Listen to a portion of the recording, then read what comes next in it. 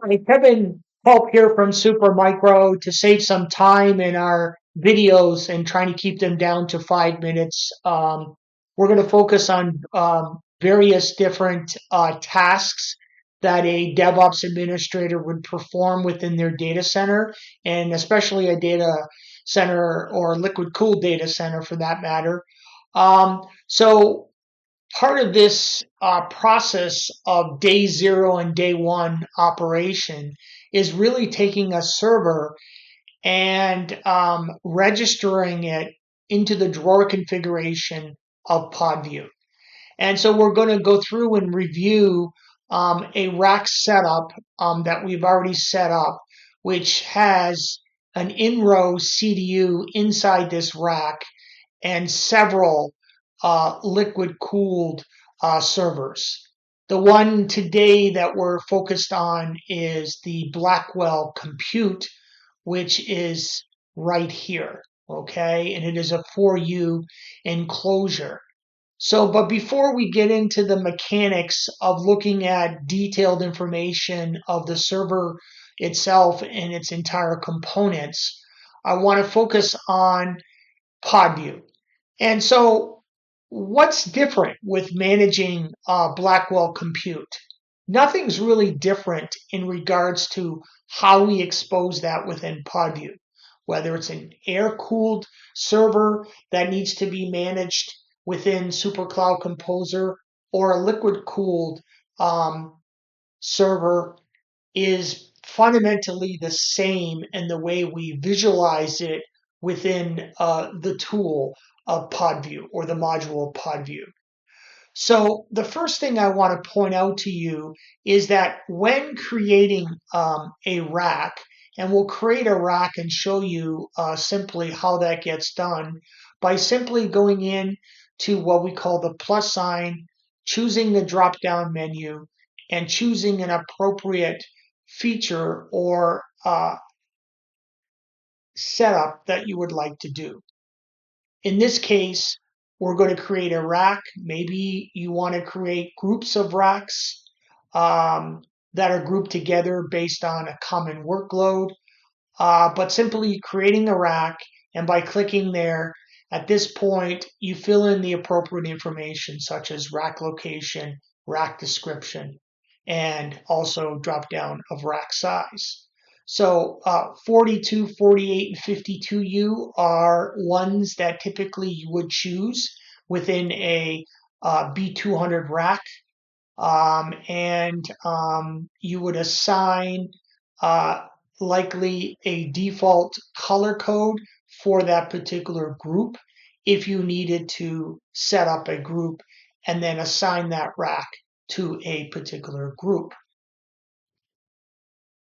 Once the rack is created, then the next thing is basically then to create essentially a PDU or add a PDU to be associated with the rack. And in this case, you can see here we've already created a PDU that is at IP address 172.24.169.9. It's a Schneider Electric PDU and has the appropriate SKU. There are 4 areas essentially for adding the PDU. It could be region B, C, and basically D. And by clicking on the plus sign here, you would add the PDU within the rack and associate the PDU with that rack. When adding the CDU, which is the in-rack CDU, you will choose the manual operation, and here you will actually choose the CDU option and plug in the IP address, username, password, and SKU name of what you want to create. In this case, you'll be creating a 250 kW for maximum capacity within the rack. So these are drop-down options that you would choose when taking the CDU, adding it in. It would show up in the discovery pool here. And then from that point, you could take the double-clicking on that CDU and associate it with a rack, and it would fall into essentially rack slot unit 1, as you can see in the the virtual display right now. And all in-rack CDUs go in position 1 of rack slot unit 1. And then each of the servers you either discover through the discovery pool by clicking here.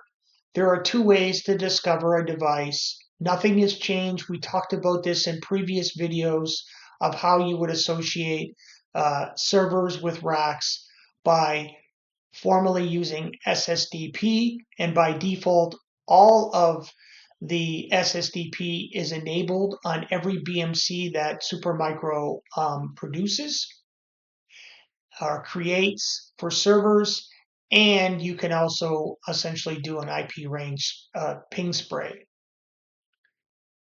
So in this case, we're adding that manual CDU in. It places it into rack slot unit 1.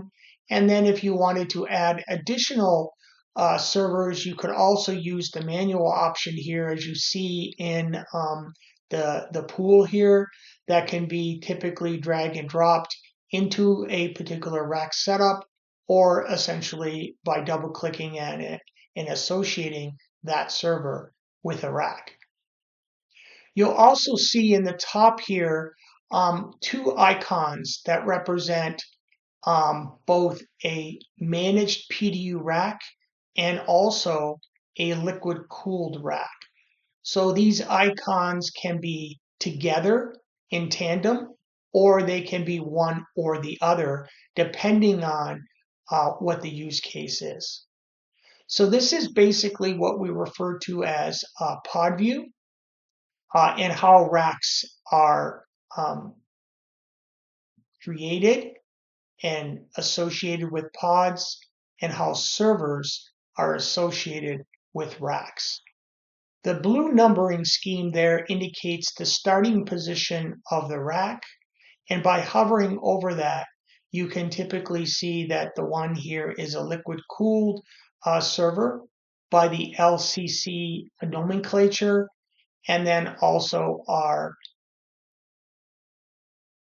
Blackwell compute showing SCC nomenclature in its SKU name and IP address.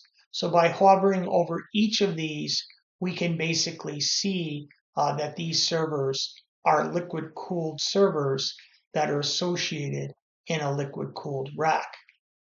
So if you uncollapse the tree view, you can see here each of these now are available within the rack configuration. So the numbers that are starting at 1, 9, 13, 15, 23, and 34 are the starting position of the rack slot unit. And by clicking there, you can see specifically information of the front and rear view and drawer information that we expose within basically Podview. If you're looking for detailed information about the server, clicking that value will open up additional information, which is system-related information of an IP address, which you can click on and connect into the KVM console, MAC address, serial number, and other important metadata that DevOps administrator needs to take a look at.